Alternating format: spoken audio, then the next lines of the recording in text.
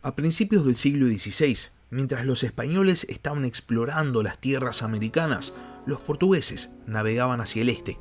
Estos son los años de los famosos exploradores portugueses, como es el caso de Vasco da Gama, quien logra comunicar a Portugal con los puertos de la India.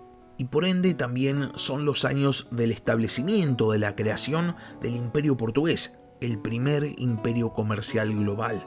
Los comerciantes portugueses llegaban a los puertos de todo el mundo, desde Europa hasta los mares del este asiático.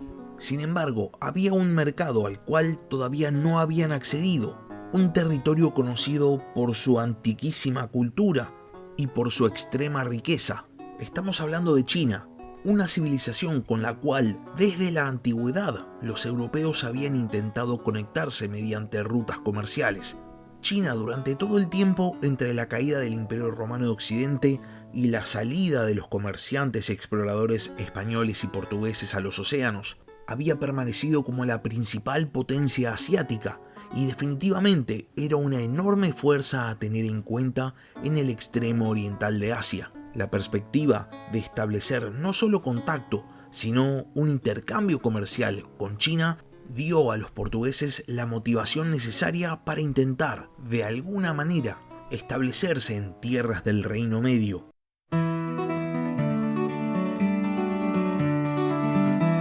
Hola a todos, sean bienvenidos al podcast de historia La Barba Roja de Barba Roja.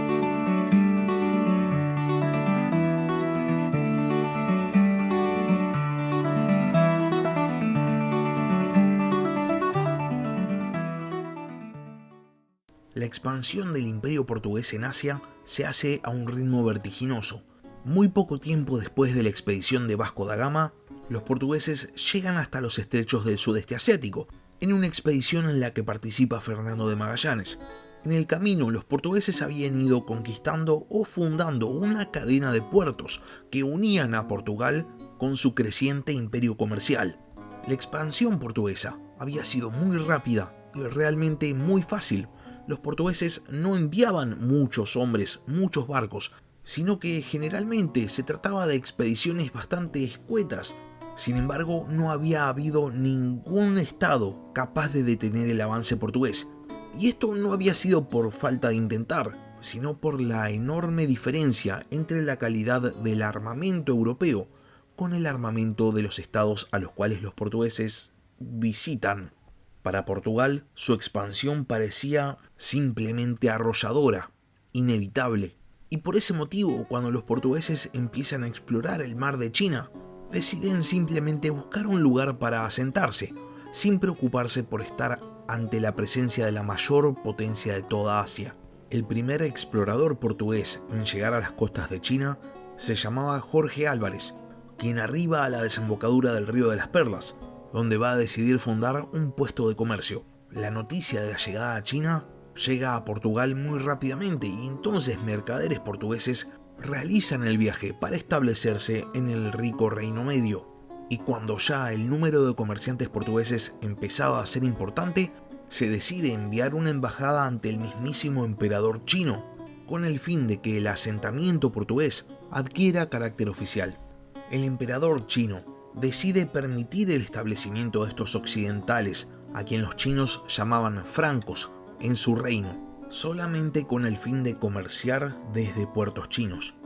Los portugueses entienden esta concesión del emperador como un gesto de sumisión y entonces deciden fortificar el asentamiento que habían fundado, lo que implicaba básicamente una toma de posesión del territorio que los chinos le habían concedido. Cuando el emperador chino se entera de que los portugueses habían construido una fortaleza en su territorio, primero decide encarcelar al embajador portugués que se había establecido en la corte imperial y después envía a sus tropas para que desalojaran a los invasores. Los mercaderes portugueses no estaban dispuestos a abandonar China y entonces deciden preparar una defensa donde ellos eran más fuertes, es decir, en el mar. Después de todo, gracias a esta estrategia, habían logrado establecer todo su imperio comercial, porque parecía que ninguna flota del mundo, o aunque sea ninguna flota del mundo asiático, estaba a la altura de los buques portugueses. Sin embargo, la dinastía Ming, la gobernante en el imperio chino, tenía armamento mucho más sofisticado que otros estados asiáticos, por lo que los portugueses se llevan una gran sorpresa cuando ven arribar una poderosa flota de juncos de guerra, la cual, aunque sufriendo cuantiosas bajas, logra derrotar a los portugueses, no en una, sino en 2 batallas decisivas. Los mercaderes de Portugal habían ciertamente calculado mal. China no era como los otros estados asiáticos. Tenía armamento mucho más sofisticado, tenía una incalculable cantidad de riquezas y parecía tener infinitos recursos a disposición. Los portugueses podían ser simplemente abrumados por la superioridad numérica de los chinos, por lo que si querían establecerse en territorio de China, iban a tener que desarrollar alguna nueva estrategia, porque la victoria militar, la conquista, no parecía ser una opción. Ahora bien, los portugueses tenían otro problema más, además de la imposibilidad de conquistar a los chinos. La corte imperial había decretado una prohibición de comercio con los portugueses, lo que significaba que por el momento un establecimiento portugués en China parecía improbable. Por este motivo, los portugueses pasan las siguientes décadas comerciando de manera ilegal en el mar de China, es decir, utilizando el contrabando, estableciéndose en secreto en varios puertos con el fin de llevar a cabo sus operaciones comerciales. Ahora bien, cuando las autoridades chinas descubren a los portugueses, podrán imaginarse que nuevamente los atacan y una vez más los derrotan en una serie de batallas que ocurren en la década del 40 del siglo XVI. En esta batalla los chinos consiguen capturar armamento europeo de pólvora, el cual van a copiar y producir en masa, llevando al ejército chino muy rápidamente hacia la modernidad. Es en este punto cuando los portugueses se dan cuenta de que habían hecho todo mal. No solo habían sido echados de China en numerosas oportunidades, no solo habían conseguido que la corte imperial emitiera una prohibición de comercio con todo Portugal, sino que además habían entregado básicamente a los chinos los mayores avances de la tecnología militar europea. Parecía que el proyecto de establecimiento en el Reino Medio había fracasado para siempre, y sin embargo es acá donde surge una idea, algo que los portugueses no habían considerado. La corte imperial había reaccionado con hostilidad ante lo que percibían como una clara amenaza. Los portugueses se habían expandido por Asia muy rápidamente y de hecho habían logrado conquistar el puerto de Malaca, cuyo sultán depuesto era tributario del Imperio Ming. Por ese motivo, cuando los portugueses llegan a puertos chinos, son percibidos automáticamente como una potencial amenaza. Y encima, para los chinos, estos miedos se ven rápidamente confirmados cuando los portugueses deciden construir fortificaciones en su territorio. Tal vez, piensan los portugueses, la mejor opción hubiese sido llegar con un poco menos de hostilidad y un poco más de amabilidad. El tema es que ahora ya era demasiado tarde. Habían pasado 30 años desde que en 1521 mercaderes portugueses hubiesen llegado por primera vez a puertos chinos, y ahora simplemente las relaciones entre el Reino de Portugal y el imperio de la dinastía Ming parecían imposibles. Sin embargo, es en este momento cuando surge otra idea más. Los Ming llamaban a los portugueses francos. Esta era, de hecho, la manera en la cual llamaban a todos los europeos. Y por este motivo, la prohibición de comercio que había emitido la corte imperial era justamente con los francos.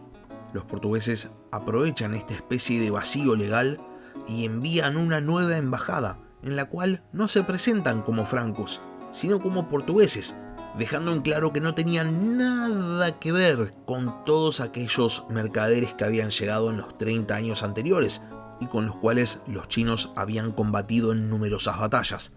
Para el imperio chino, que seguramente consideraba que todos los europeos se veían iguales, esta información es muy convincente. Definitivamente estos recién llegados eran portugueses y no francos, y entonces deciden darles una oportunidad, la cual los portugueses aprovechan, ayudando a los chinos a combatir la plaga de la piratería. Esta nueva fase en las relaciones entre Portugal y China se va a cimentar con la firma de un tratado que va a ser conocido simplemente como el Tratado Luso-Chino de 1554. En este documento los portugueses logran que se vuelva a permitir su comercio en China, pero a cambio de una tasa impositiva. A los portugueses a su vez se les permite establecerse en un puerto, el cual en 1557 va a ser reconocido como puerto portugués bajo la soberanía china y que se conoce con el nombre de Macao, siendo una colonia portuguesa hasta el año 1999, año en que el puerto fue oficialmente devuelto a China. Ahora bien, para este momento, los marineros ibéricos, tanto portugueses como españoles, se habían ido estableciendo en las islas de Asia Oriental, unos en Filipinas y otros en Japón. Y con esto llegamos al final del capítulo de esta semana. Si llegaron hasta acá y no están suscritos al canal, les recomiendo que se suscriban. Subo capítulos nuevos todas las semanas. Y si por otro lado ya están suscritos, pero tienen ganas de ayudar al podcast, pueden hacerlo transformándose en miembros del canal en YouTube o si no, transformándose en Patreons. Les dejo el link en la descripción del capítulo. Muchas gracias por haber escuchado y hasta la próxima. Gracias por escuchar La Barba Roja de Barba Roja. Si tenés alguna pregunta o simplemente querés hacer un comentario, no dudes en escribirme al mail del podcast, labarbarrojadebarbarroja@gmail.com. Hasta la próxima.